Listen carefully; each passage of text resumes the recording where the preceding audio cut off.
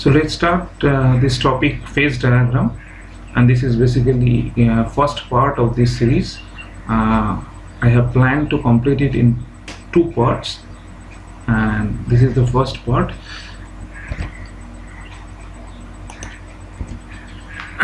So the objective of this part is that we'll first see that what is phase, then we'll see the phase equilibrium, very important concept of degrees of freedom.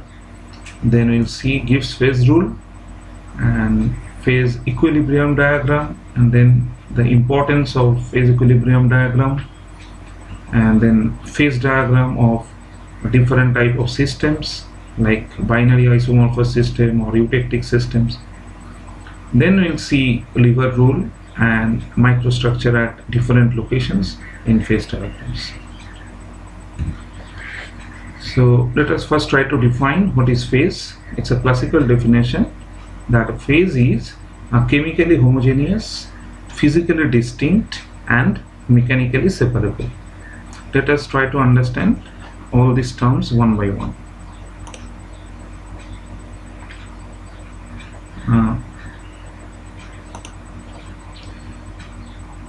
So by chemically homogeneous, what we mean is that chemical composition throughout the system will remain same if it is in a single phase.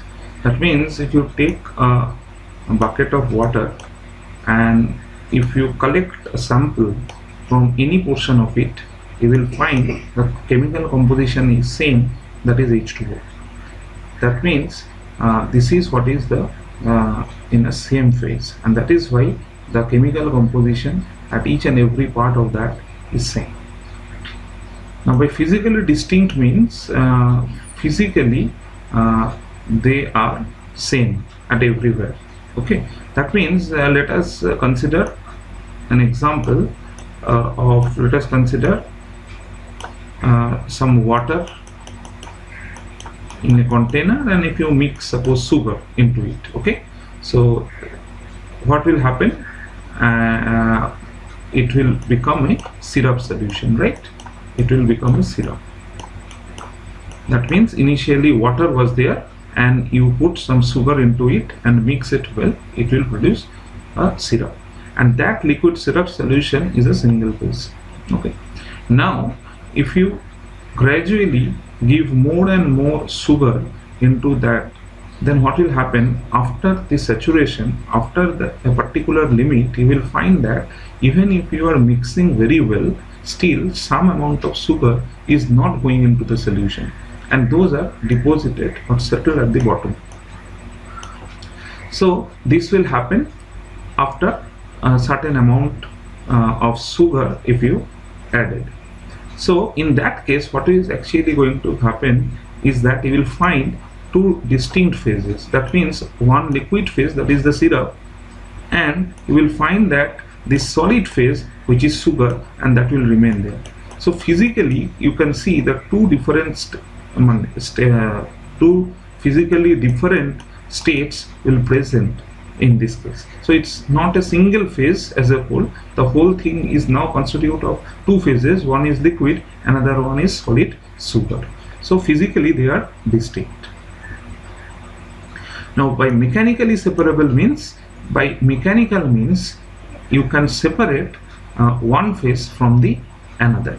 Okay, so you know that if you have to separate this sugar out, then it is very simple. Just you take that sugar out of this container, then sugar will be separated, since that is not in the solution. Those are existing as a separate components in the solution, okay, in the mixture. So mechanically you can separate phases. Okay, so these are basically the fundamental classical definition. Now we'll try to understand phase by different examples more and more. So let us again take this same example of solution of sugar and water, and here you can see the phase diagram of that. In this phase diagram, what you can see that if you add in this axis here, you can see the composition of sugar. how much sugar you are adding into the water. So here this 20 indicates you have added 20% of the sugar.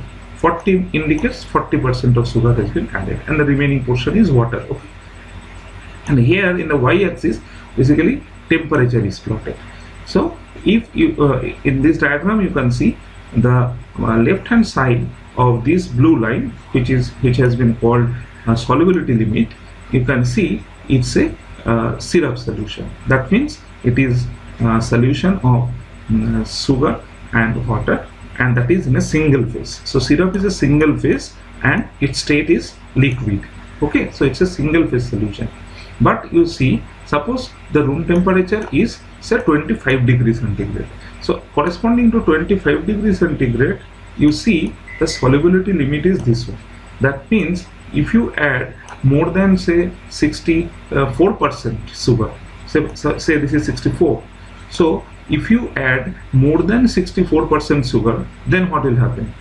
Then what will happen that some of the sugar, if it is more than 64%, some of the sugar will not go into the solution and will remain as a different phase, which is a solid sugar phase, and the remaining portion will be liquid syrup. Okay, so here in this region you can see beyond this solubility limit the portion having two phase mixture. One is the syrup, which is liquid, another one is a solid sugar, because that extra amount of sugar above the solubility limit is not going to form a single phase. Okay, so two phases will distinctly different phases will present in this case. Not only these examples, there are also different examples like in solid solution. It may not be a liquid solution, it can be solid solution. That means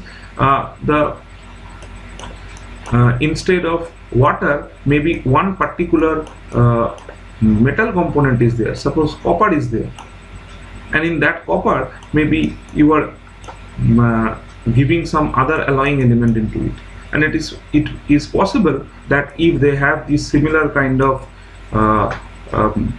atomic diameter, if they have the similar kind of a structure, if they have the similar kind of valency, similar kind of crystal structure, it is possible that they can form extensive solid solution. Okay, so in that case what will happen that it is possible that solid solution also may form. So solution means we have defined earlier in the class that solution means the two different components are going to mix at the atomic level. So at the atomic level or the molecular level they are going to mix. So this thing will happen when the solution will be formed, and this solution basically form a single phase. Okay, but mixing on the other hand is different. That means they are not mixing at the atomic level. Okay, that is why they may present as a different phases. They are not going to form a single solution. Okay, so that is why you have to understand a single phase means they are in a solution. That may be solid solution, that may be liquid solution, like this example. Okay, so in a mixture there may be more than one phases. Just what I have mentioned here, you can see the mixture. This portion is the mixture of one liquid solution and a solid phase. Okay, the similar thing can happen. Those who have the limited solubility, maybe two different phases are in a mixture. That means they are not mixing at the atomic level. Okay, so what is the definition of solubility limit? It's very simple, that maximum concentration of for which only a single phase solution occurs. Here you can see up to this much of composition single phase is there. So that solubility limit or this composition is, you can see, are varying with temperature. So if you increase the temperature, then you will find that more amount of sugar can be added and it will go into the solution. So solubility line, this particular curve is inclined in this way. That means with the increase of temperature, the solubility increases of sugar into the water.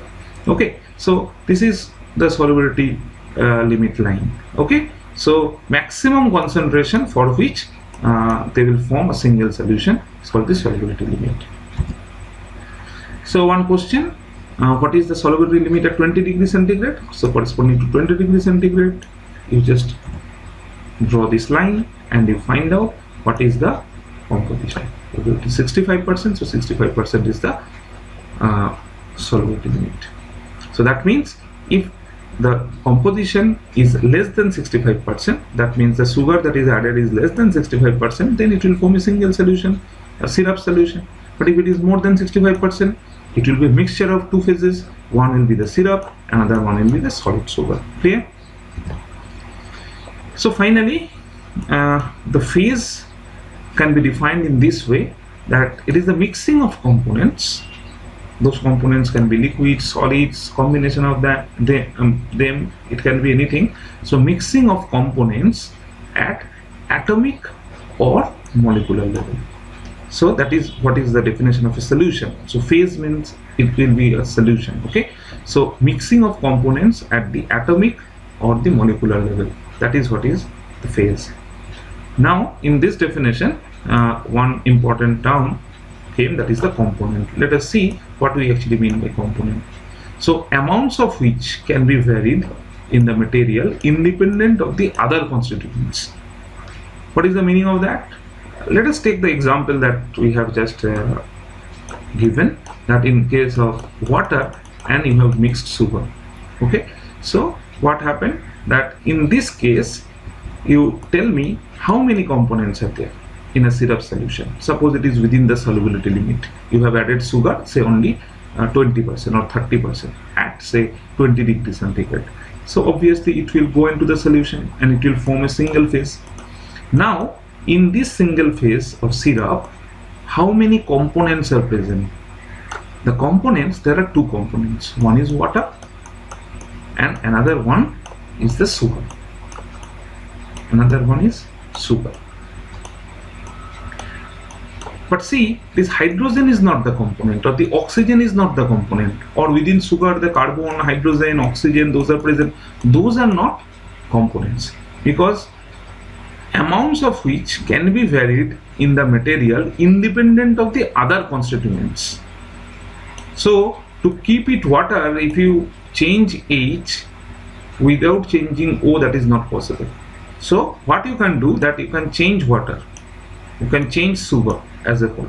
So that is why water, sugar, they are components, not individual elements like H or O, they are components. Okay, so now let us see another very important thing, that is the variables of the system. What are the different variables present in the system?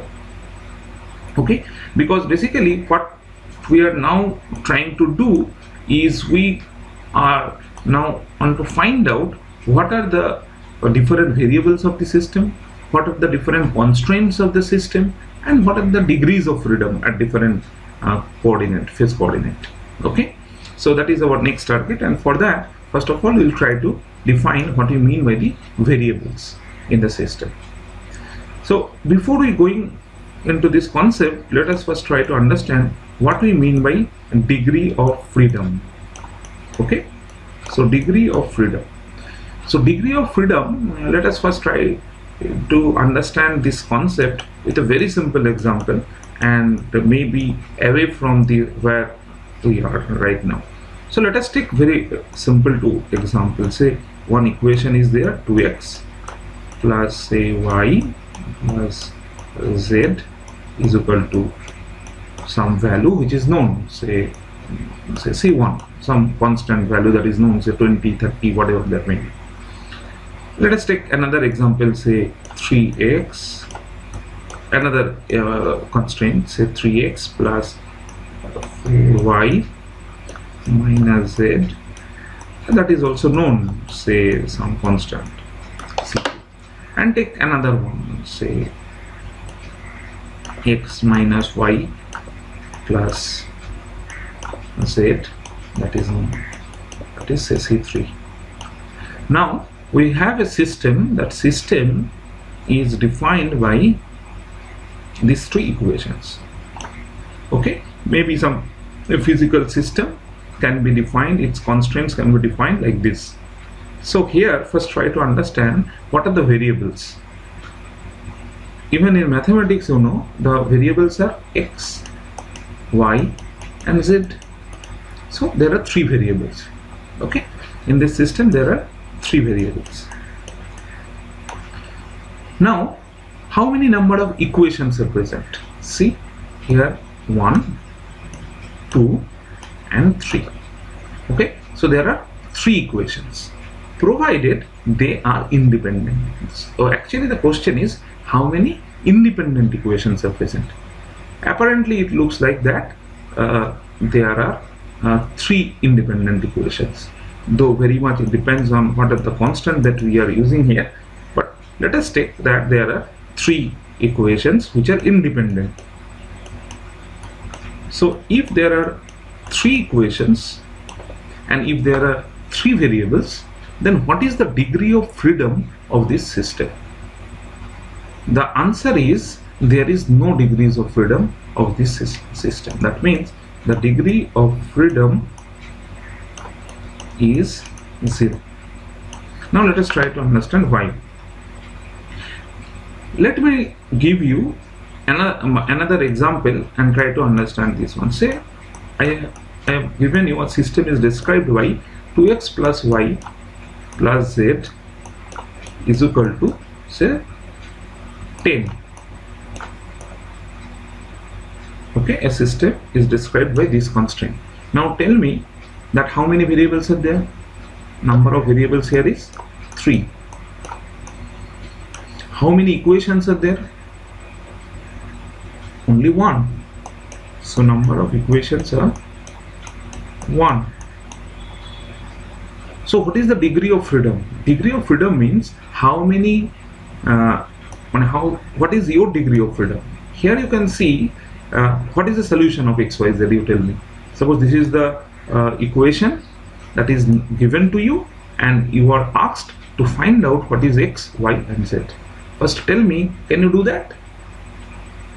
Answer is yes, I can do that, but there are many possibilities. That means what we would do, you just put some value of x and you put some value of y and you can find out what will be the z. So that will be one solution. Just I am giving you one example. Say I put x is equal to 0 and I put say y is equal to 5. If I put these two, that is my choice, that is my degree of freedom.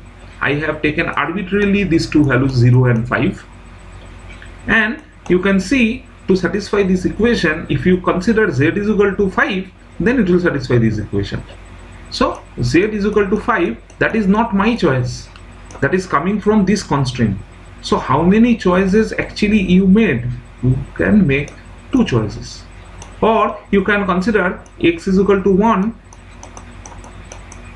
you can consider y is equal to 1, that is your choice. You have 2 choices, but the other one, z, will be automatically decided. That means if it is 2, 3, then z will be 7. That is not your choice, because ultimately you have to satisfy this constraint. So always you can take any 2 values, either xy or xz or yz, any 2 values you can put of your own. That is your degree of freedom. So your degree of freedom in this example is 2. But what is the degree of freedom here in this example? If you solve, if they are independent equation, if you solve this equation, you will find some unique value of x, y and z. That means you do not have any other choice to choose anything. You do not have any choices. They have a particular solution. Okay, so degree of freedom is 0. You do not have any choice. You do not have any freedom. Okay, so this is what is the idea that we know about. So this is what is the idea that we know. So now coming to this example or this particular system, the same thing that we want to define here. So basic idea is same. So degree of freedom is always, if you have suppose v number of variable in a system and if there are e number of constraint equations in that system, then this v minus e is the degree of freedom, what we have just saw. Okay, so degree of freedom is equal to number of variables minus number of constraint equation present. So we actually want to find out in this kind of physical systems related to phase equilibrium, what are the degrees of freedom, how many variables are involved, what are the constraint equation, and like that. So we'll start with this number of variables. First try to understand the variables in this kind of solution systems. Okay, so first the variables are of two kinds: thermodynamic variables and composition variables. So what are the thermodynamic variables? Pressure and temperature. These are thermodynamic quantities. So there are two variables. So how many thermodynamic variables? Two, straight away, no problem. So two thermodynamic variables. Now what about the composition variables? Let us take our old example of sugar and water solution. Now you tell me that there are two components, right? One is water and another one was sugar. Now you tell me how many composition variable is involved here. Okay, let us consider the only single phase, that is the syrup phase. Only a single phase where the amount of sugar that you have added is within solubility limit. So it's a single phase, a single solution that has been formed. Now these two components are present. Now suppose you have added 20% sugar. So what is the amount of water? Obviously amount of water is 80%. So how many composition variable present here? So in this example you can see it apparently looks like there are two composition presents, and each for each component, right? For sugar 20% component, for water 80% component. But actually you see that if you mention that sugar is 20%, it automatically indicates water will be 80%. So you need not to mention the other one. Suppose there are three components, suppose A, B and C, they are in a solution. Suppose they are making a solution. So if you know the composition of A, if you know the composition of B, obviously the composition of C will be 100 minus this minus this. Okay, so basically if there are C number of components, then actually 1 C minus 1, this many number of composition variables you have to specify. So in case of sugar water, there are two components, so 2 minus 1, that means one composition variable that you have to specify. And what is that composition variable? Maybe the percentage of sugar. Okay, so C minus 1 composition variables will be defined for each phase. For each phase, C minus 1 composition variables has to be defined. If C, where C is the number of components present in that phase. Clear? So I think it is clear that if there are three components like A, B and C, then two composition variable you have to specify. Okay, then other one automatically decided. That is why two variables are two in that case, two composition variables. So for each phase, in general case, it will be C minus 1 number of cases. So how many number of variables are there total?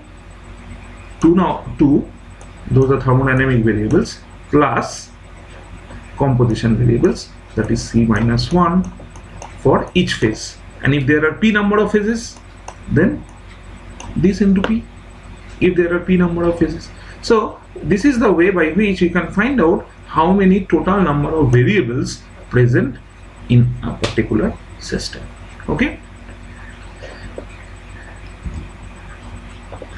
so by the time you have understood what we mean by components, the elements are compounds which are present in the mixture, like aluminum and copper.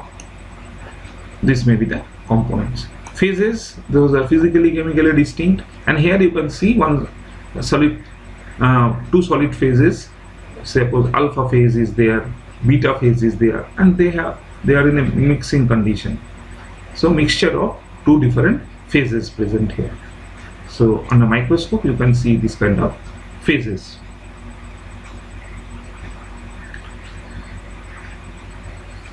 Now we come to the constraint equation. So variable we have done. So now we are looking for E. How many number of equations are present? How many number of constraints there in the system? Okay. So if we can find out E, then what we do? We simply subtract and we will find out what is the degree of freedom. Clear? So this is what is our target. Okay. So let us see or concentrate on this part, which is basically give you the number of constraint in the system.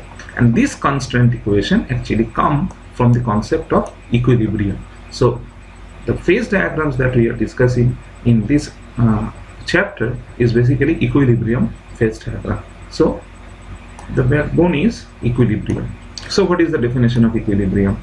So we have given at the initial of the course that the equilibrium means if you change infinitesimally small perturbation, if infinitesimal small change is done in the system, then there will be no change of free energy. Okay, so this is what is the definition of equilibrium. That means it is at a minimum energy state for a given system, which is basically the stable equilibrium. Okay, so it is the minimum energy state for a given system of variables. Okay, so that means if you remember that suppose this is the system. Now if you change infinitesimally small change, if you make a very small perturbation, and that is not going to change the free energy of the system. So this is what is the equilibrium. This is what is the idea. Okay, so small perturbation is not going to change the free energy of the system. So that is what is the stable equilibrium. So phase diagrams tells us about the equilibrium phases. Okay, and obviously those are based on the different variables present in it. So let us try to see, based on this equilibrium concept, how can we reach the constraint equations under equilibrium. So let us consider one example where suppose this is a system where in this system there are two phases present. So this is phase 1 and this is phase 2. Okay, now in this phase 1, from this phase 1, if you remove a very small amount of material of say component I, suppose in this phase 1 there are C number of components. Okay, 1, 2 different type of components are there. So let us consider we have taken a very small amount of ith component. Small amount means you can think of we have just taken one atom of ith component. Okay, so you just take a very small amount of ith component, and that small amount is say delta xi. So delta xi is what?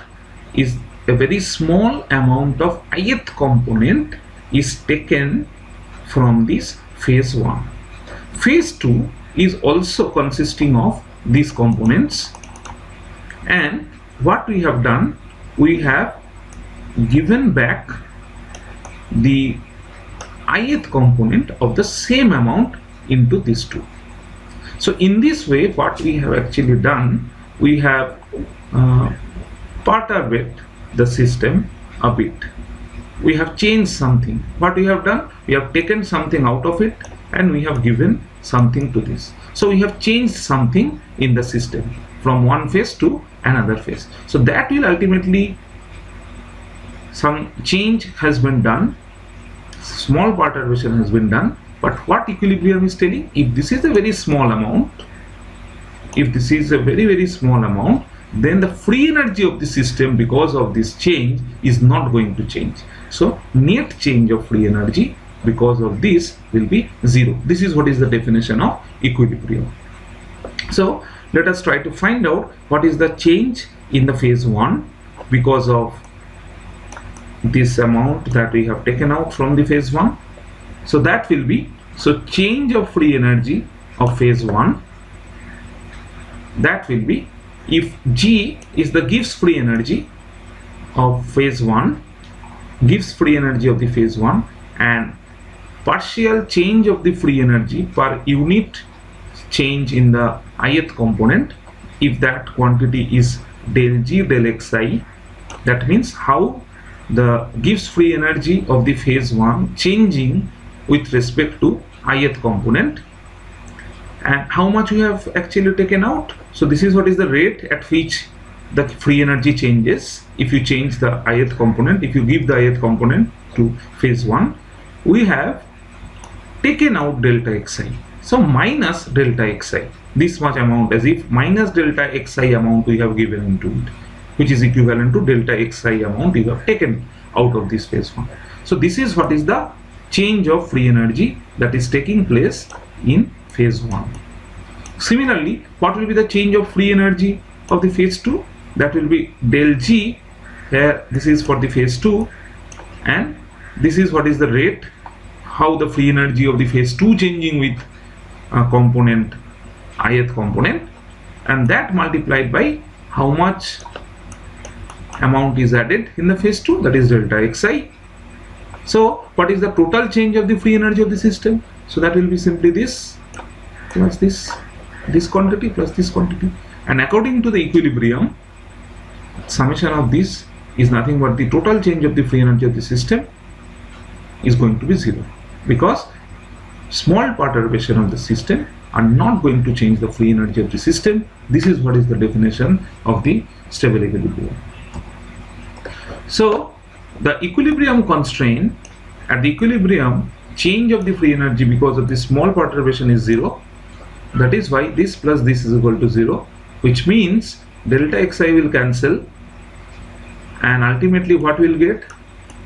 This quantity, right? So del G1 del Xi is equal to del G2 del Xi. So this is, we have done for 2 phases, right? Only 2 phases were present, phase 1 and phase 2. If they are considered a general system where suppose p number of phases are present, in that case, for the ith component, definitely we can write del G1 del Xi is equal to del G2 del Xi is equal to del G3 del Xi, and all these will be same, right? This is simple extension of this exercise. So this ratio, which is basically del G del X for a particular component, is called the chemical potential. So basically the constraint equation is what? The chemical potential for each phase is same. Chemical potential for phase 1 is equal to chemical potential for phase 2, like this.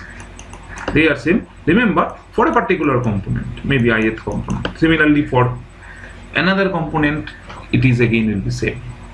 So this is what is the equilibrium equations. This many number of equilibrium equations will be present only for the ith component, and there may be c number of components. So tell me how many number of constraint equations will be there. How many number of constraint equations will be there? Take very simple situation where say 3 number of phases are there. If there are 3 number of phases and consider only one component, consider for each component how many equations are there? Up to this much. For 3 it will be up to this much, right? So how many equations? Del G1 del Xi is equal to del G2 del Xi is equal to del G3 del Xi. So how many equations? If I write A is equal to B is equal to C, so actually I have written how many equations? How many independent equations? 2 independent equations. One is A equal to B, another one is B equal to C, because A is equal to C is no longer independent. So basically this means 2 equations. So what we can see, that if there are 3 different phases, the number of equations is 1 less. If there are 4, it will be 4 minus 1. Okay, so if there are p number of phases, then for each component, that means in this case on ith component only these equations are there. So for each component, for p number of phases, the number of equations are p minus 1.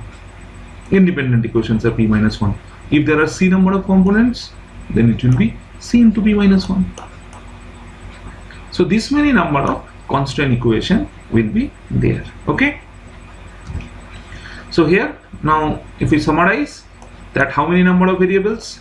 2 corresponds to thermodynamic variables, temperature and pressure, and c minus 1 is for each phase. This many composition variables actually need to be defined, and for p number of phases, that will be multiplied by p, that we have explained earlier. Now number of constant equation, for each component it will be p minus 1 number of equations, and if there are c components, that multiplied by c. So now tell me, what will be degree of freedom? Degree of freedom will be number of variables minus number of constants, equilibrium constants. So that will be this minus this, and if you simplify, you will get this result, which is called the Gibbs phase rule. Okay, so here if you know the number of phases, if you know the number of components, you can find out what is the degree of freedom in that zone. Okay, so p plus f is equal to 2 plus c. Now many times in examination this is coming as options with a lot of permutations and combination, and that's why to remember it, you can remember this line: a well-planned family has 2 children. So here you can see the p is coming first, then f, that is, you just think of in the left side, and the other side it will be 2 and c. Okay, so I think that is going to help you to remember this formula. Okay, p plus f is equal to 2 plus c.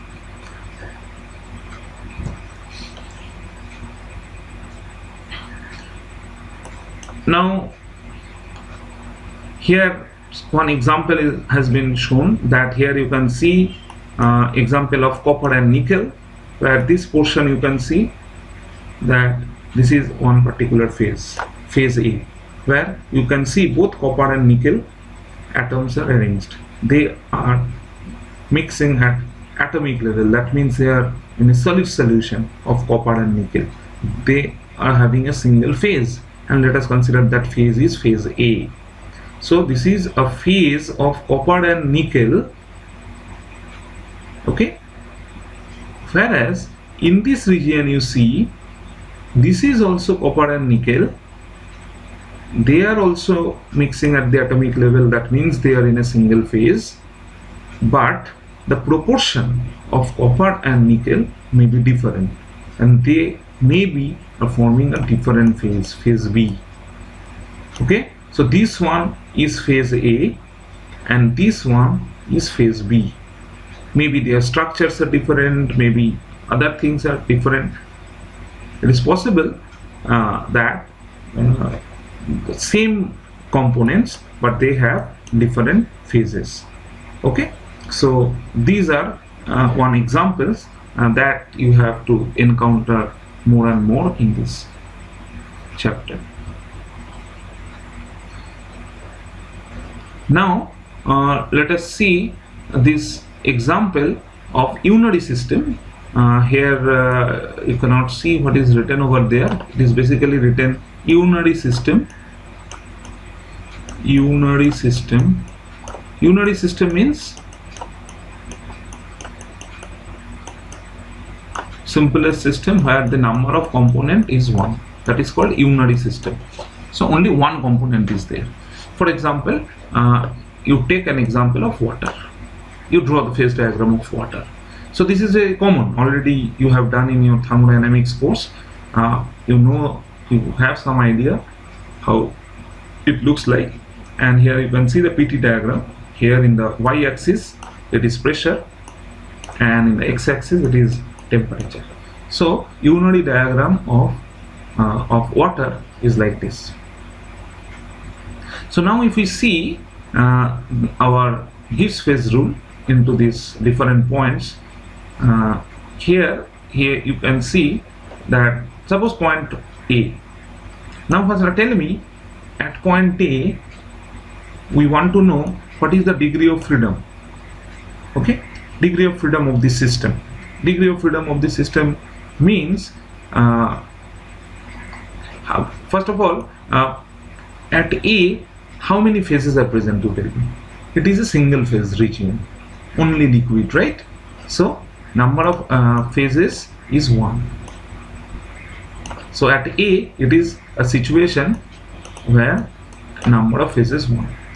So how many variables present in this system? In this system, only there are 2 variables. So variables, if you remember how we have calculated variables, that is 2 plus C minus 1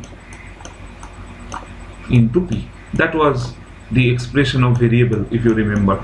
The 2 is thermodynamic variables corresponding to temperature and pressure, and C minus 1 composition variables for each phase. So if there are P phases, then this many number of composition variables. This is thermodynamic variables. Now here C is 1 because only one component, that is water. So this part is 0.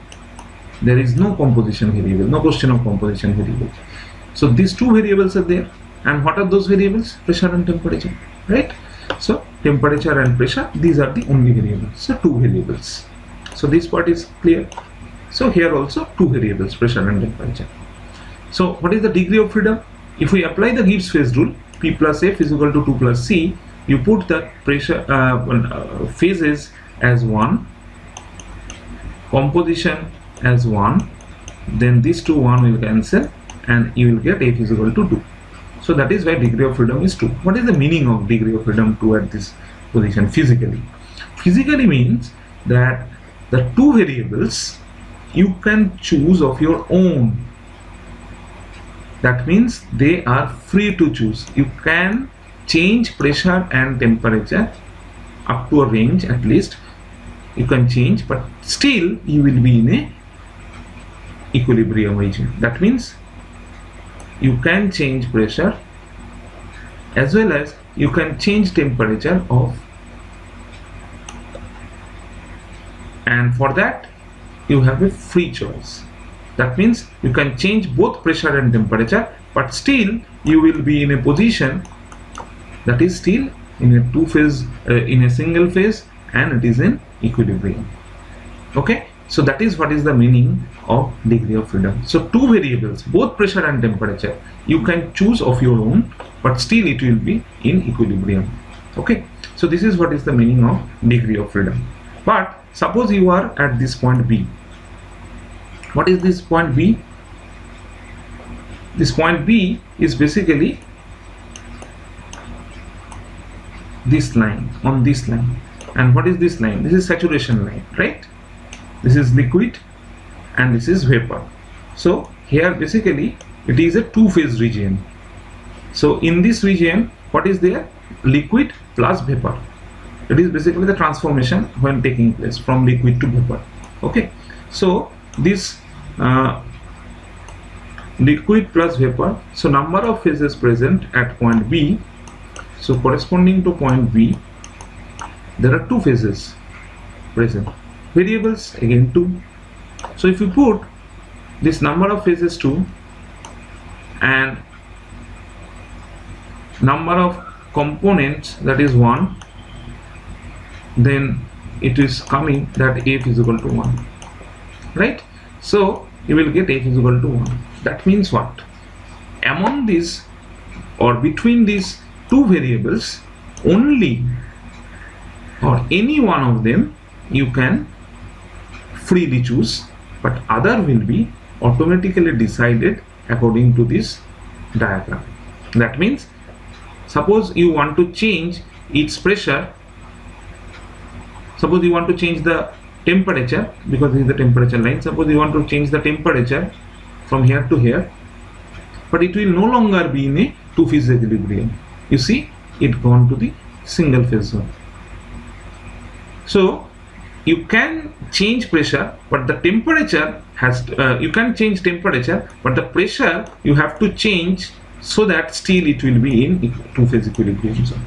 So temperature of if you change temperature of your own, then change of pressure is not in your hand. That will be automatically decided according to this curve.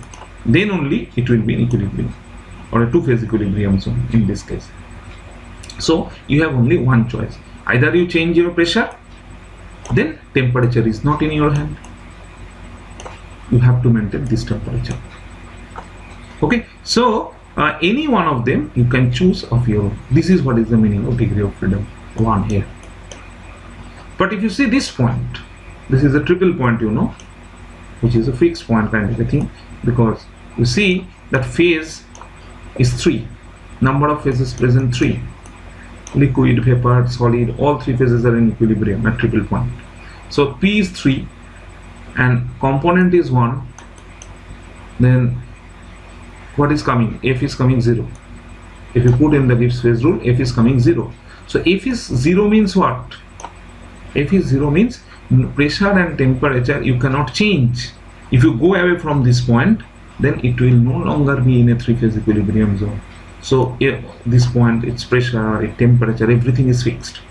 So triple point is a fixed point, invariant point, that is not in your hand. So you cannot change anything of it. This is what is the meaning of degree of freedom is 0, corresponding to triple point. Clear?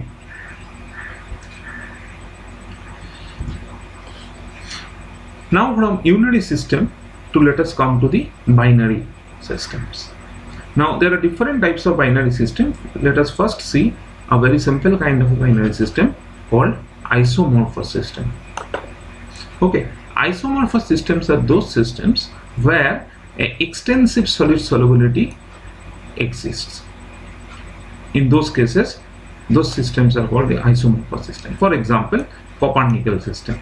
If you see their crystal structure, their electronegativity, their radius, you see they are very close or same.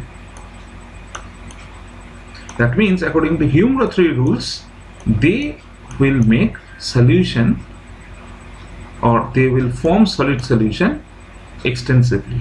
That means almost at any proportion.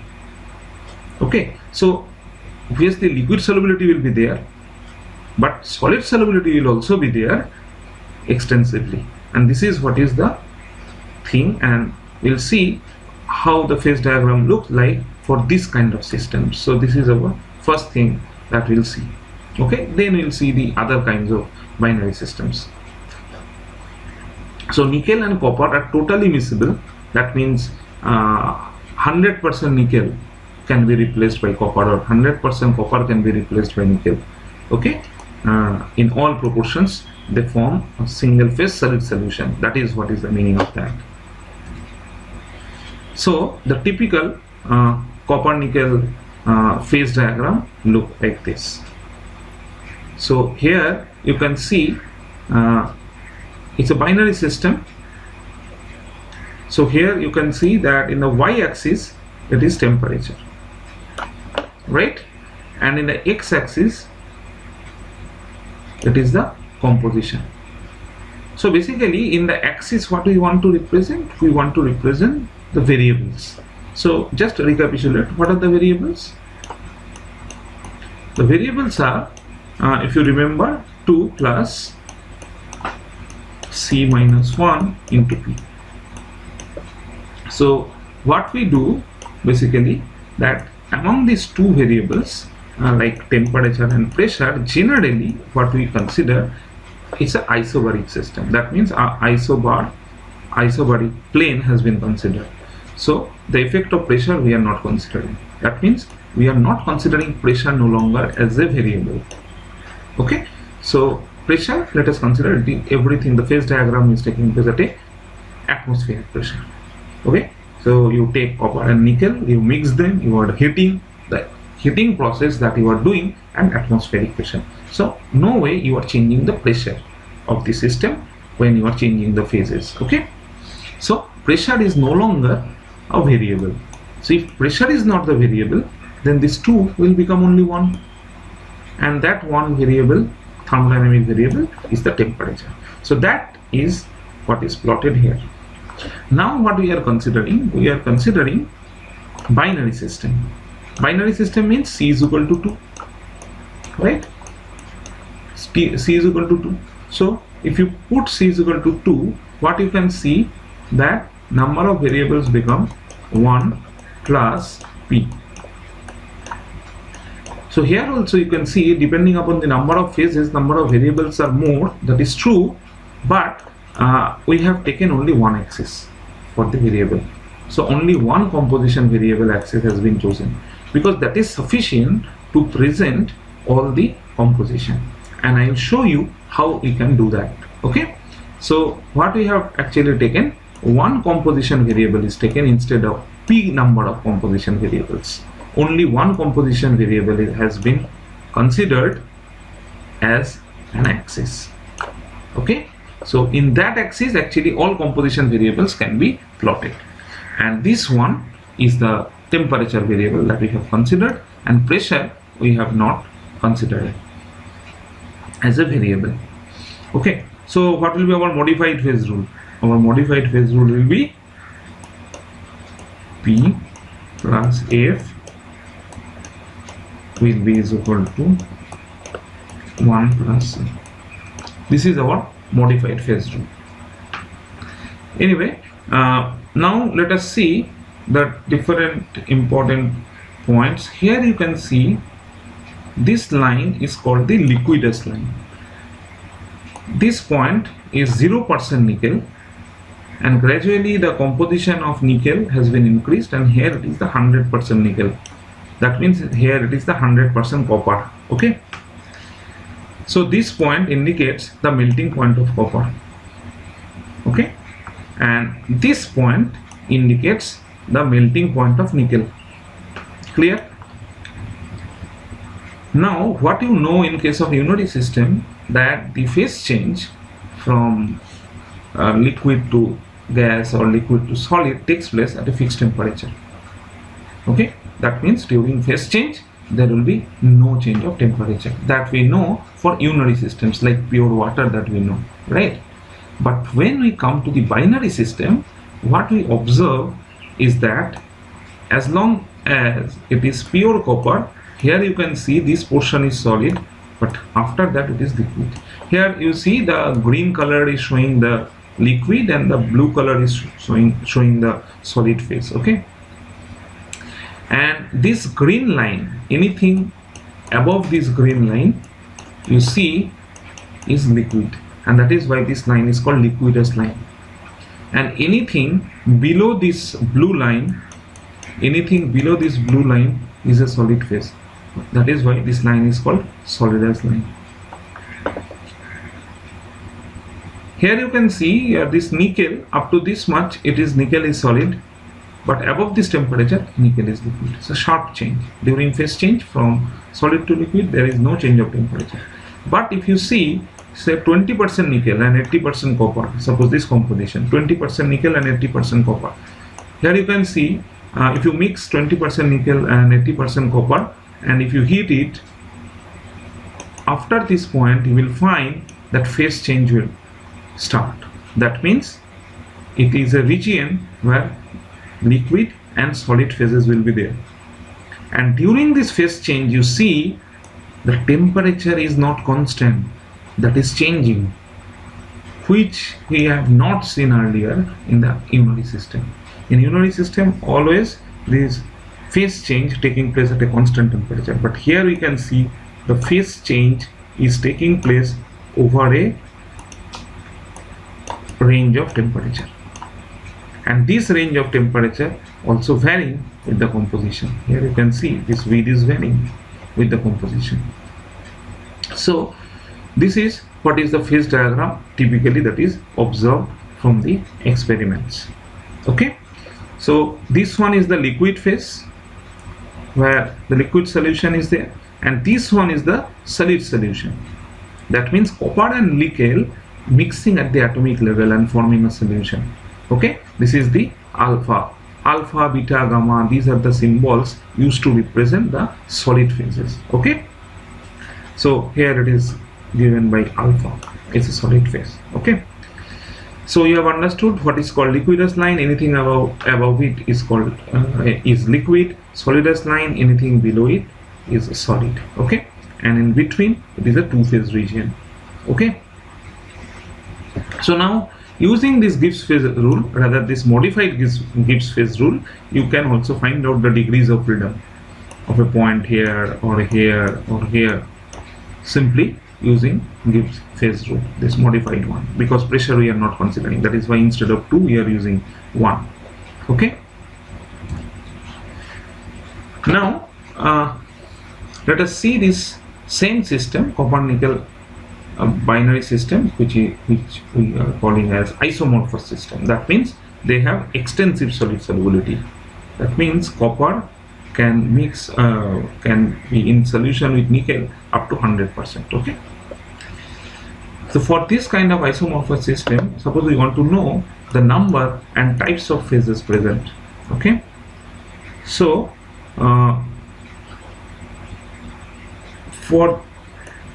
let us consider point A. So here this is the point A.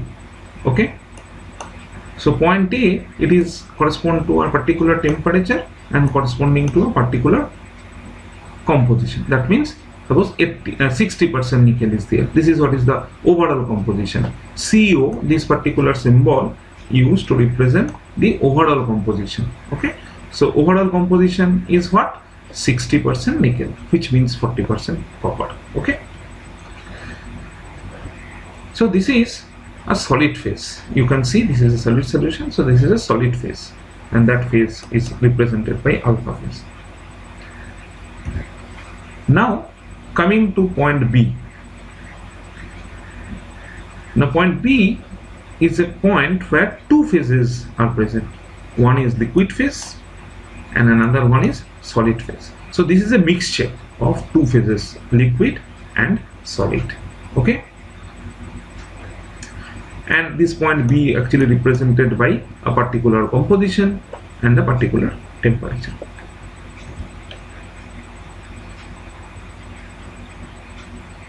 Now if we know temperature and the overall composition, then we know the composition of each phase.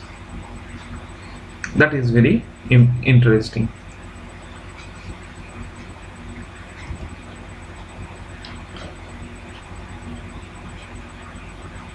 Let us take, we know temperature and composition.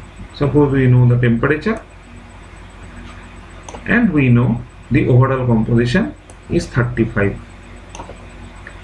Since we know temperature and composition, so at this position, what is the composition of the phase, different phases present, that we can find out. So how many phases are present at this position? Only one phase, that is the liquid phase. So if the whole thing is liquid, then what is the composition of that liquid? Obviously 35% nickel, as simple as that. So at this temperature and composition, only liquid phase is present. That means we have identified the number of phases and composition of that phase. What is the composition of that phase? That phase contains 35% nickel. Okay. Now consider point D. Now D, you know the temperature, you know the overall composition. So first tell me what is the number of phases? Number of phases 1, that is the solid. And what is the composition of that solid phase? And that solid phase composed of 35% nickel and remaining amount of copper. Clear? No problem. So C alpha basically indicates the amount of or the composition of the solid phase. This is what is the composition of the solid phase. Composition of the liquid phase corresponding to this one, liquid phase composition. Okay, now consider point B. Now this one is very interesting. So now at this point B, first question is how many phases are present? Look very carefully, this part is very important. First of all, at point B, how many phases are present? The answer is two phases are present, liquid phase and solid phase. At point B, two phases are present. Okay. Next question.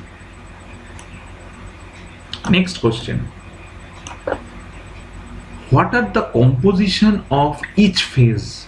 That means in this liquid, what is there in this liquid? We know in this liquid basically the components are copper and nickel. What is there in this solid? Basically copper and nickel. The question is, what is the composition of this liquid that is present at point B? That means in this liquid, what fraction of nickel is there? In this solid which is present here, since it is a mixture of liquid and solid, in that solid again we know copper and nickel is there, then what fraction of nickel is there? To get that answer, what we have to do, we have to draw a tie line. So tie line is what? Tie line is basically an isothermal line that is drawn to that point, through that point, and that tie line cut this solidus and liquidus line at 2 points, this point and this point. Okay, now corresponding to this point you will get one composition, and corresponding to this point you will get another composition, and those are the composition corresponding to liquid and solid that is present at B. Okay, so basically this is what is the composition of the liquid. That means here it is coming 32. That means in the liquid 32% basically nickel. That means 68% copper. It is clear. That is what is the meaning of 32. And in the solid that is there, what is the composition of that? Suppose 43. So that means 43% is nickel and the remaining 57% is copper. Clear? So in the solid phase and liquid phase, both are mixed at this point B, and that liquid phase having composition 32 and that solid phase having composition 43. And how we can get that? By drawing a tie line. The tie line cut the liquidus line and corresponding composition we can find out, and this tie line cut the solidus line and we can find out the composition of this one. Okay, so I hope you have understood how can we find out the number of phases and the composition of each phases. Okay, the next thing that we are interested to know is that, okay, we have understood that at point B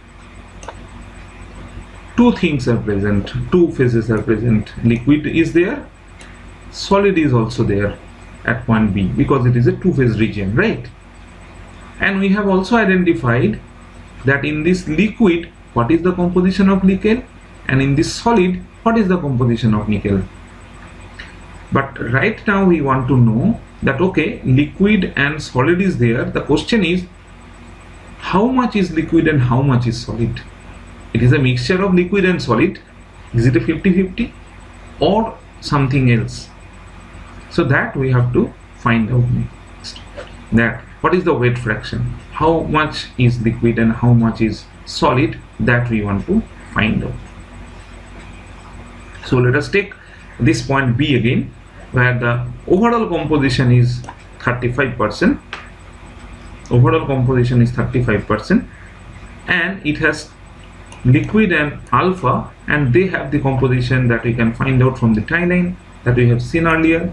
So composition of the liquid portion is 32%, composition of the solid is 43%, and the overall composition is 35%. Okay, so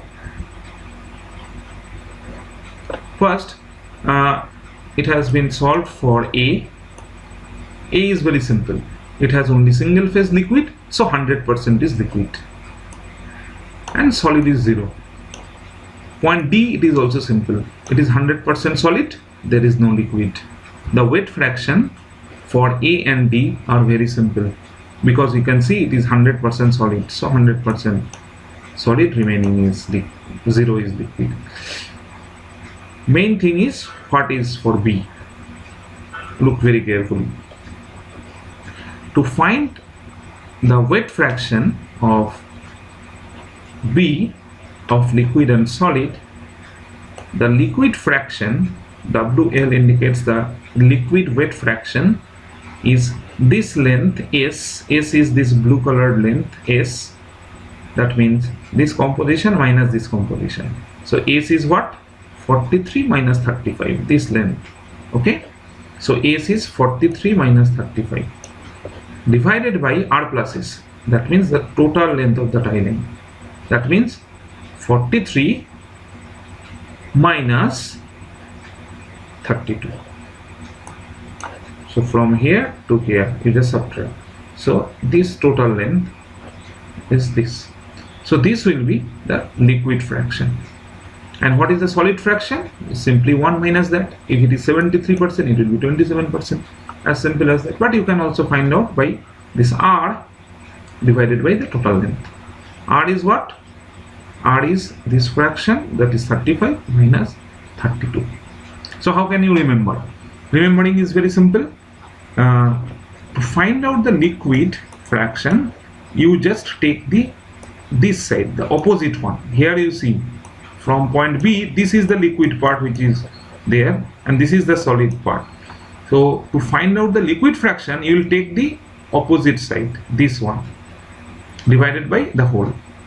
And to find out the solid part, so the solid fraction, you take this portion which is on the liquid side, that divided by the whole.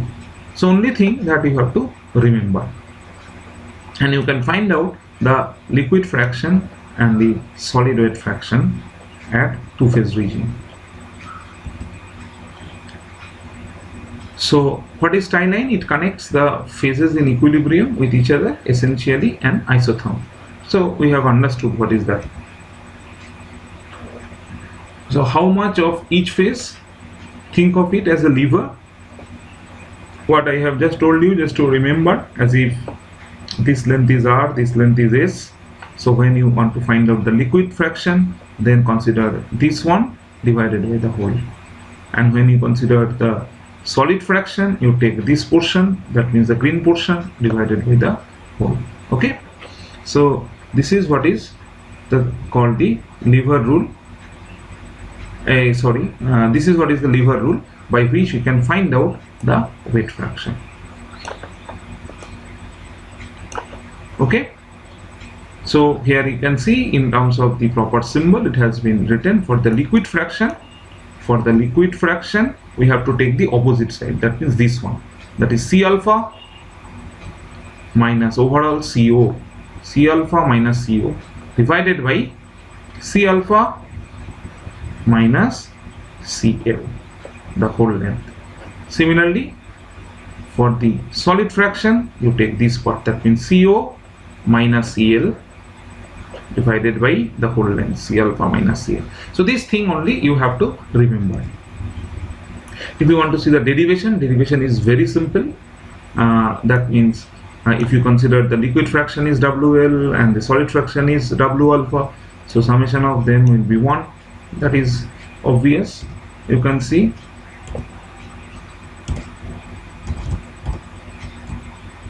if this is 73%, it has to be 27%. Okay, so summation of these two has to be same. So what has been done here, basically it's a very simple arithmetic problem if you want to prove it. So let us consider what is the meaning of CO. It is basically the nickel composition, right? Because the composition variable that we have plotted in the x-axis is basically weight percentage of nickel, that we have actually plotted in the x-axis. So all the composition represents the percentage of nickel present, right? So in the solid at point B, at point B, basically liquid and solid are present, right? At point B, liquid and solid are present, and in the liquid, what is the fraction of nickel present? That we can simply find out, that W alpha multiplied by that percentage. And what amount of nickel is present in the liquid, that we can also find out simply by WL into CL. So CL is the amount of nickel present, that is the fraction of nickel present, percentage of nickel present in liquid, right? And WL is the liquid fraction. So that multiplied by CL is the amount of liquid present in the liquid, and this is the amount of liquid present in the solid. So obviously this plus this will indicate is the total amount of nickel present in the solution or in the mixture. So total amount of nickel has to be same as the Cu, the overall composition. So this is one equation and this is another equation. Simply solve these two by eliminating any one of the variable. You will get WL and W alpha. Okay. Now let us see the microstructure during cooling in a copper nickel binary system. So you will take the same system, that is the copper nickel system, and let us see that how the microstructure is changing if you gradually cool from a temperature which is such that it is in a liquid phase. Okay, so from point A, at the point A, what is the phase present? Tell me. It is the liquid phase. So maybe its microstructure is the whole thing is liquid and its composition is 35% nickel. Very simple. Now gradually you are cooling. That means you are cooling it gradually. That means you are going down along this line. Okay. So now you come to point B. Then what will happen? The solidification starts, right? From liquid, it is trying to enter into the two-phase region. It has just gone to the two-phase region. So what you are observing, gradually some solid particles are now forming.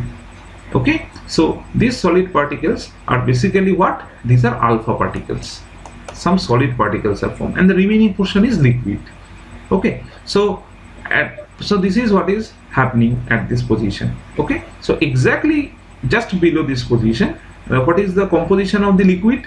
This liquid is again 35% and the solid composition is 46%. How can I find out that? Because in a two-phase region we have to draw the tie line, and the two ends of the tie line will give you the composition of the liquid phase and the composition of the solid phase. Since the point B is just close to the boundary of the liquidus line, so we can thought of as if the tie line will cut it here in the solidus line. That is why it is the 46%.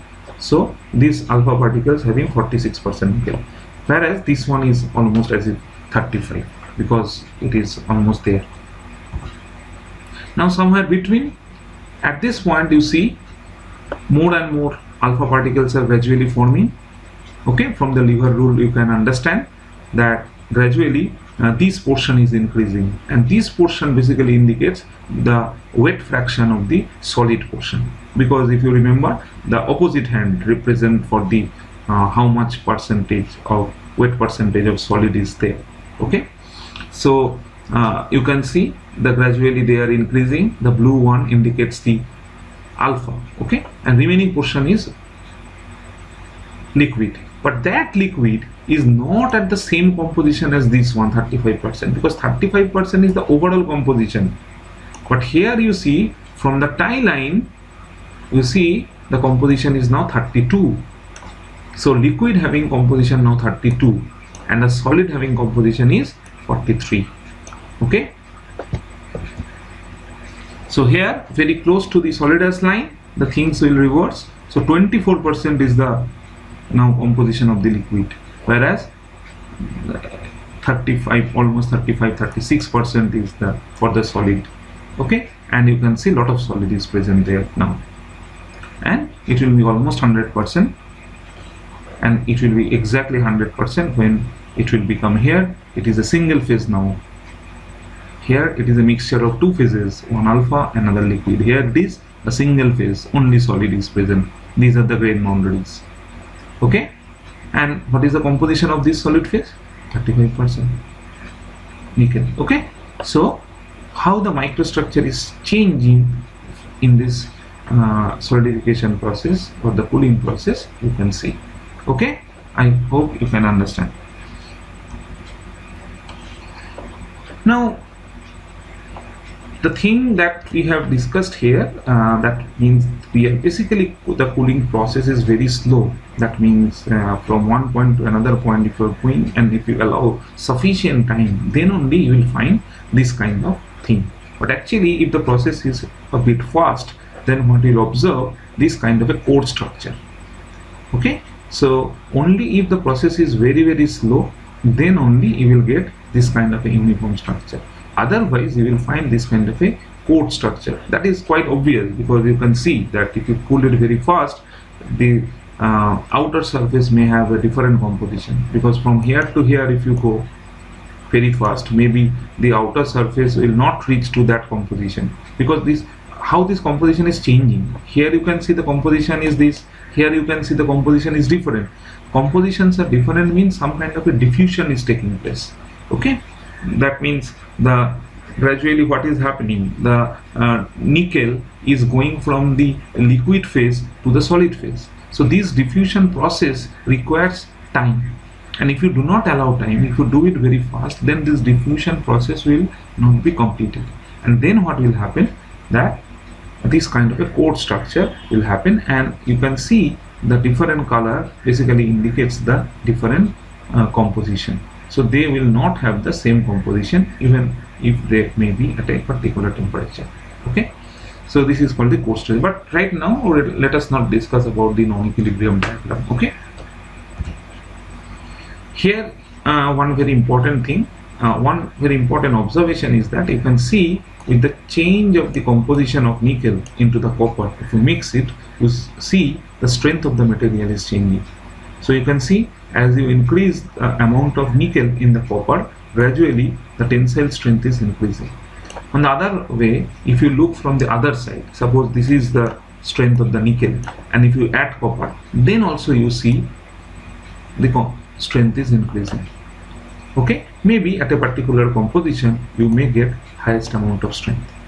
Okay, so this is what is the observation. Similarly, just opposite to the tensile strength, the ductility, you will observe that ductility is maximum in case of copper here, whereas that will gradually decrease as you increase the alloying element. Okay, the same thing occur in the opposite side.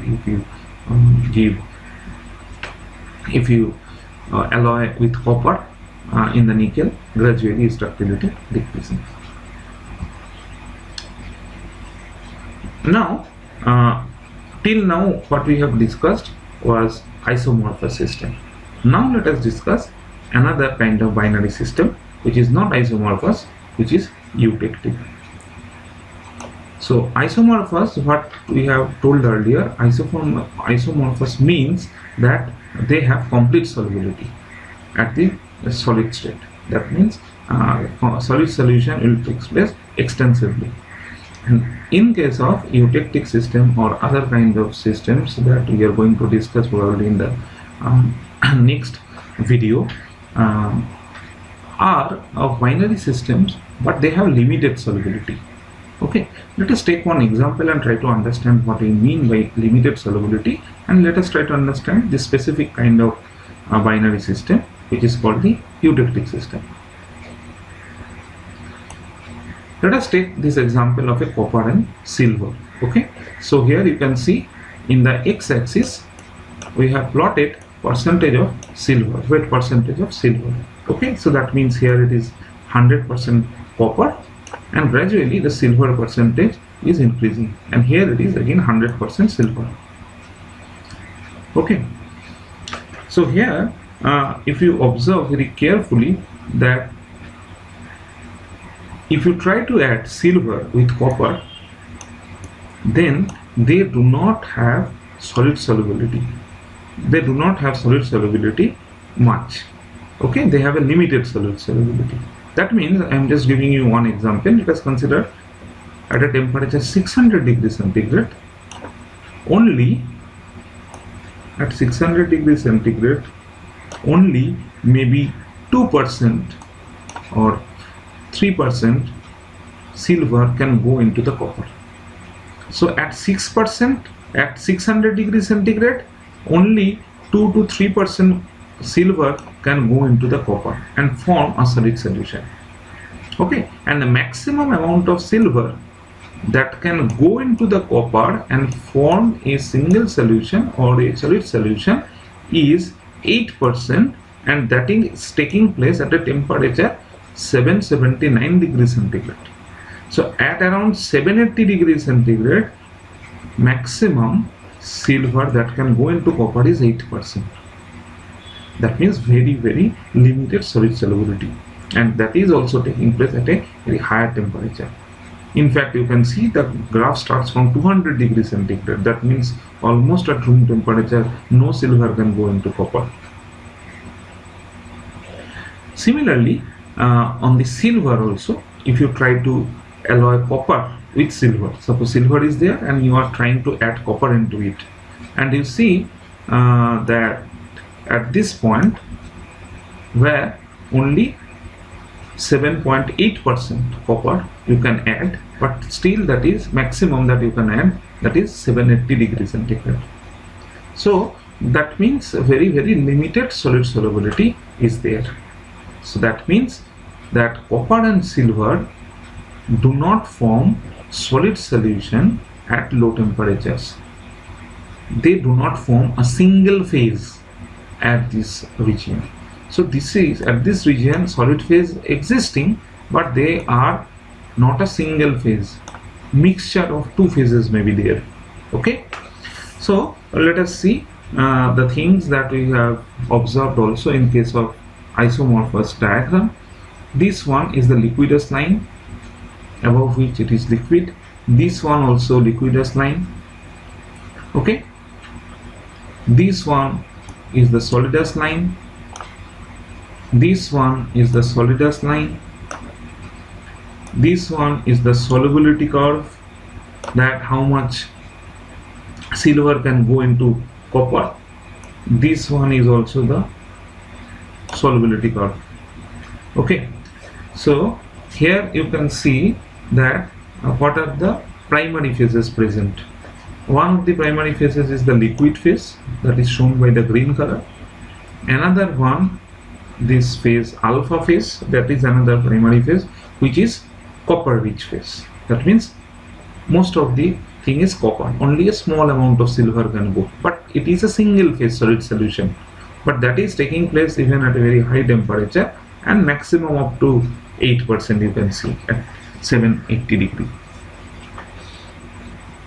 This one beta is a silver rich phase. This is also a primary phase, a single phase solution. Okay, that is called the beta phase. Okay, and I have told you that the solid phases are given name like alpha, beta, like this. Let us consider this is one primary phase present in this phase diagram. Another primary phase. This primary phase is copper rich phase because copper is the maximum.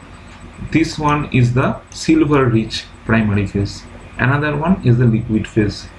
Okay, and after that what we do, we just draw this line, and you see this is what is the phase diagram. Now in this phase diagram, let us try to show the other phases present. What is happening at this range? What is happening at this range? This end is alpha and here it is liquid. So this range is liquid plus alpha. What is in this region? This end is liquid, this end is beta. So this one is liquid plus beta. What is there in this region? This range it is alpha. This range it is alpha. This range it is beta. So this one is alpha plus beta. As simple as that. So these are the different phases present in the eutectic system. Okay.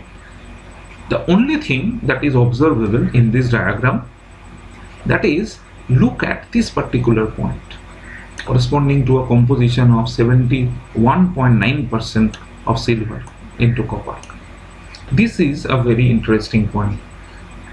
At this composition, that means if you add 71.9% silver and remaining amount copper, then you see if you heat it up at a very high temperature, it will be liquid, no problem. Now suppose if you gradually solidify it, then you see from this point, from liquid, it will come to the solid phase, right? But not a single solid phase, that is true, but it is a mixture of two solid phases. But anyway, it is from liquid to some kind of a solid. And this liquid to solid transformation is taking place at a fixed temperature, that is not taking place over a range of temperature, which we have seen in signature of the binary system. In case of binary system, when phase change occur, we have observed, in fact, in the other composition, in this diagram, if you observe, if you cool it in this region, you see from liquid it started solidification, and here the solidification completed, and in this liquid solid region the temperature is changing.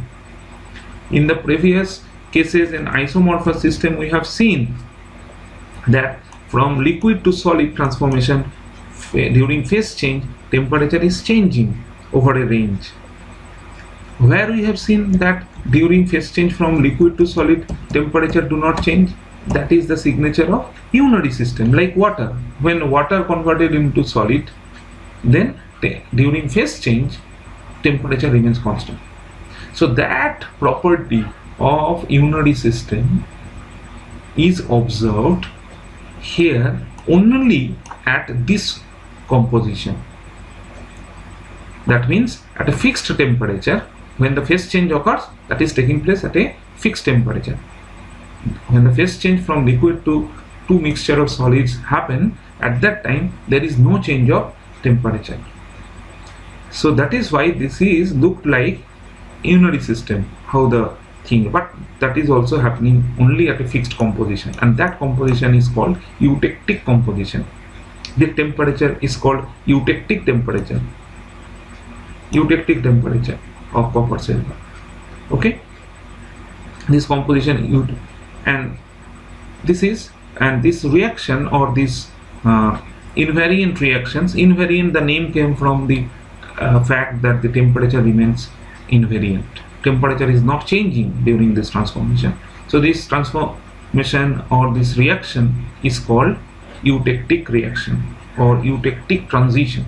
So eutectic transformation is defined as when one liquid will be converted into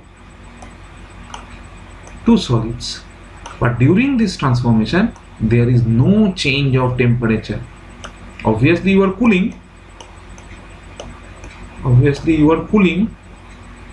then liquid will be converted into mixture of solids, but temperature is not going to change.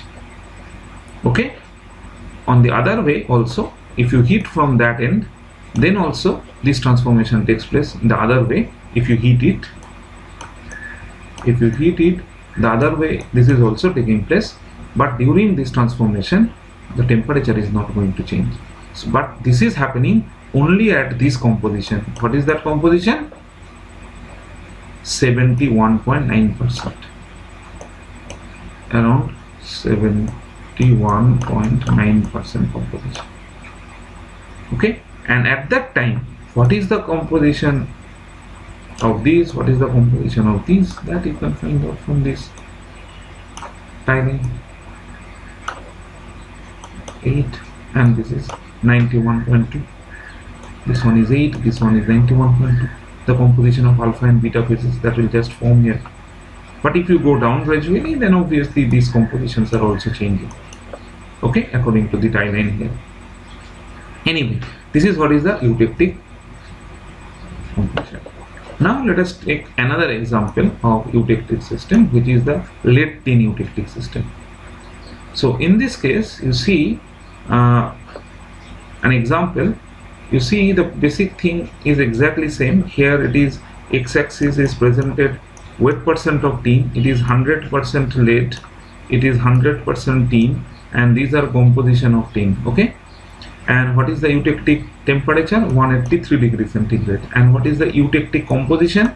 61.9% is the eutectic composition, 61.9% tin, and the remaining portion is lead. What is the eutectic composition? So here is one example for a 40% tin. Okay, so for a 40% tin means we are here. Okay, 40% tin. For a 40% tin and 60% lead alloy at 150 degrees centigrade, 150 maybe here. Okay, find the phases present.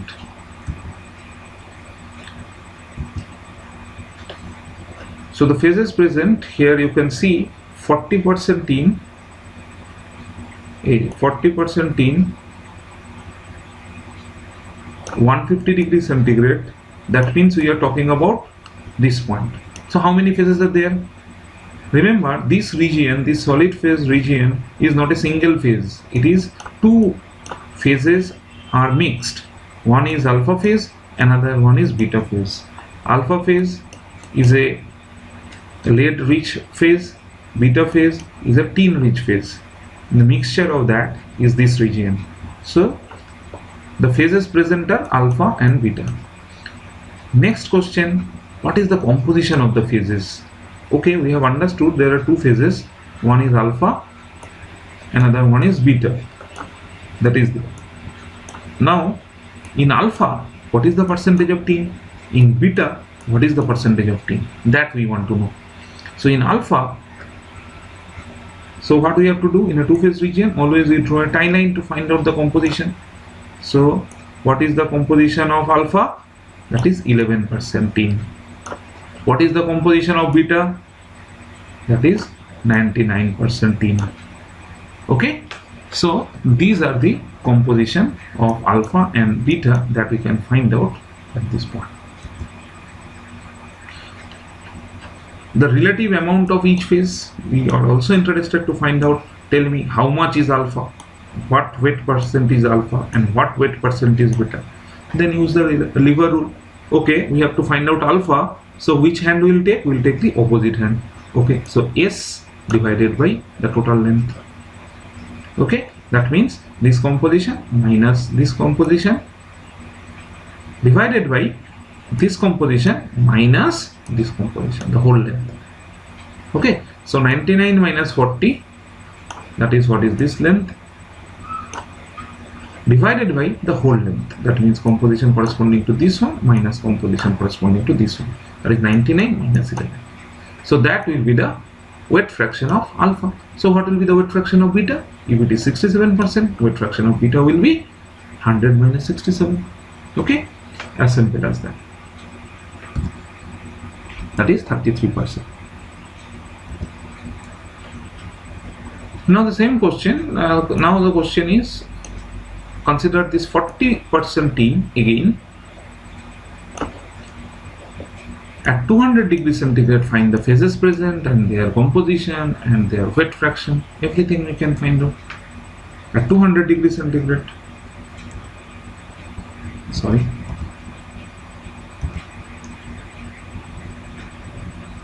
So this is the point corresponding to 220 degrees centigrade. Actually here it is shown as 220. So let us consider the problem is you have to find out everything as 220. Okay, so at 220 degrees centigrade, this is what is the point. So how many phases present? There are two phases present. What are the phases? Liquid phase and alpha phase. This is the first thing we have identified. The second question is, what are the composition of phases? That means, okay, liquid phase is there, alpha phase is there. Tell me in liquid what fraction of tin is there? In alpha, what fraction of tin is there? So for that, what we do? We'll draw the tie line. Okay, so this is the tie line. So this will give you the liquid fraction. That means 17% tin. That is 17%. So in liquid the tin fraction is 17%. Similarly, it is 46%. So in solid, tin is 46%. Okay. Now in a similar way, you can also find out the weight fraction of the liquid and wet fraction of the alpha. So for that, you know that you have to take the opposite hands. So when you have to find out the solid, how much alpha is there, so for that you have to take this length divided by total length. So this length is 46 minus 40 divided by total length, that means 46 minus 70. Okay, so if this is 21%, then how much is the liquid present? That is 79%. Okay, now if you see the microstructures in eutectic systems, then first of all we have taken the case where less than 2% in is there. So this is the line corresponding to less than 2%. Okay, so now we will start from here and gradually we'll cool it and we'll see how the microstructure changes. So here it is, the whole thing is liquid, so microstructure is like this. Now suppose at this point, this is a two-phase region, this region is a two-phase region, so liquid and alpha will be present. Here you can see some alpha particles are present. Okay, then if you come to this point, it is primary alpha phase, so it is a pure solid phase, alpha phase. These are the grain boundaries. Now you consider the situation where the overall composition is more than 2% but less than 18.3%. that means we are somewhere in between 2% and 18%. Anywhere in between, the microstructural change will almost similar. So here it is all liquid, here it is a two-phase region, then here it is solid, then here what will happen at this point, how many phases are present? If you remember the other side of the diagram, that was the beta phase present, right? So it is basically a two-phase region with one end alpha, another one beta. So alpha and beta, these two phases will be there. So here you can see the within from alpha phase, basically the beta phase will precipitate out, and you can see the beta phase will precipitate out in the form of small particles. Okay, so this will be the phase that you will observe here in this region. Now you just consider the situation where composition is exactly eutectic composition. Okay, composition is CE, that means eutectic composition.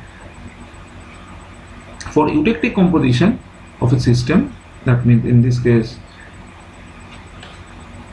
this one, here it is liquid, and then directly it will come to this position, and where it is a mixture of alpha and beta. But the most interesting thing is that if you see the microstructure, it is a special kind of microstructure. Here you can see this is beta phase, which is red, the blue one is the alpha phase. So alpha and beta phases are there, but they having a special kind of structure. These kind of structures are called lamellar structures. That means they have parallel kind of a structure. So one part is,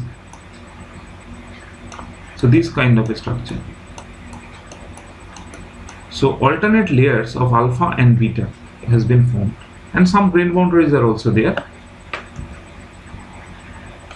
And you can also find out the compositions according to that tie line. You can find out the wet fraction from the lever rule. So those things will exactly same. Only thing is the structure that will form in a eutectic system or eutectic reaction is such, and you will observe the structure under microscope. In reality you will find this kind of a structure. Okay, alternate layers of laminar structures. Here you can see how these alpha and beta grow during solidification. So parallelly they will grow in this way. Okay, so the diffusion process takes place in this way.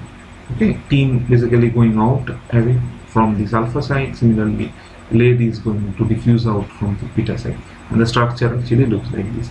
This structure is called lamellar structure. So all these invariant reactions, basically this kind of laminar structure are very common. So in eutectic reactions you can see this kind of a structure. So alternate layers of alpha and beta, alpha beta, these alternate layers parallel layers are called the laminar structure. This structure is called laminar structure. Okay, that you will observe. Now you just consider a composition which is not eutectic but less than eutectic composition. Okay, this is called hypoeutectic composition. That means the composition is from 18 to 61.9. 61.9 is the eutectic composition. So you are here. So now how you will see the change. So here you can see this is completely liquid. Gradually solidification starts. Here you can see the solid alpha particles. Okay, remaining portion is liquid. Now tell me exactly at this location, exactly just above this eutectic temperature, what is the composition of the liquid? What is the composition of liquid? So here it is liquid, here it is solid, both are there. So what is the composition of liquid? We have to draw the tie line, and from the tie line we'll get the composition of liquid. From the tie line we get the composition of solid, right? So at this position the liquid composition is eutectic composition, and from eutectic composition if you go down, that liquid will undergo eutectic reaction and they will form laminar structure of alternate layers of alpha and beta. Okay, because we know what happens, that if it is at eutectic temperature and eutectic composition, then if you go down the eutectic temperature it will form this laminar structure.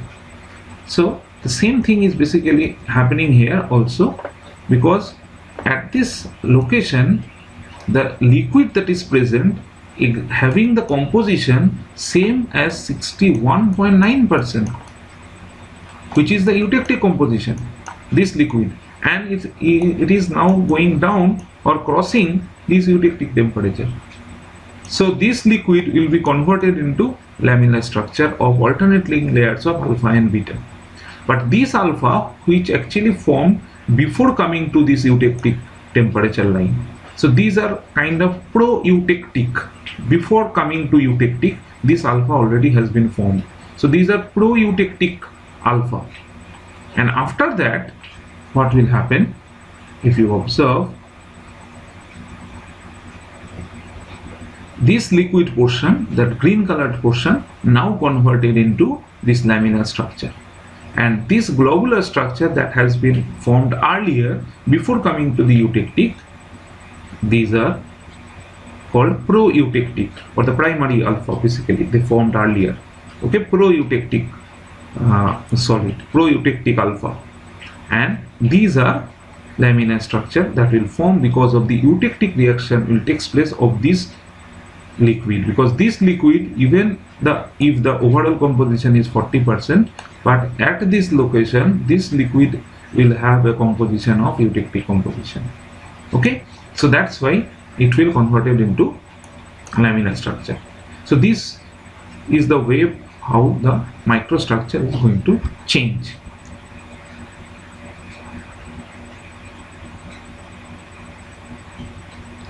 And in a similar way, exactly, these things are nothing new, finding out the composition and the fractions. So I hope if you look this, you will understand that how these are going on. So I'm not going into the detail of that.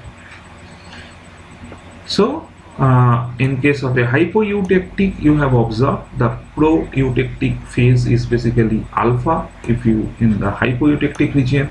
If you are in the hypereutectic region, that means if the composition is more than 61.9%, in that case the pro-eutectic phase will be beta phase. Okay, so if you see the structures in the hypoeutectic region, you see the pro-eutectic alpha phases. These are pro-eutectic alpha phases, and this remaining portion is the laminar structure of alternate layers of alpha and beta. This is what is the eutectic, okay, alternate layers of alpha and beta, exactly at the eutectic composition. And if you are in the hypereutectic region, you see these are the pro-eutectic beta phase. That means if you pull from this end, in this region already the beta phase will start with to form, and those are basically forming before coming to the eutectic. That is why they are pro-eutectic beta phases. And after that, when that will cross, then the liquid portion will be converted into laminar structure like this. Okay.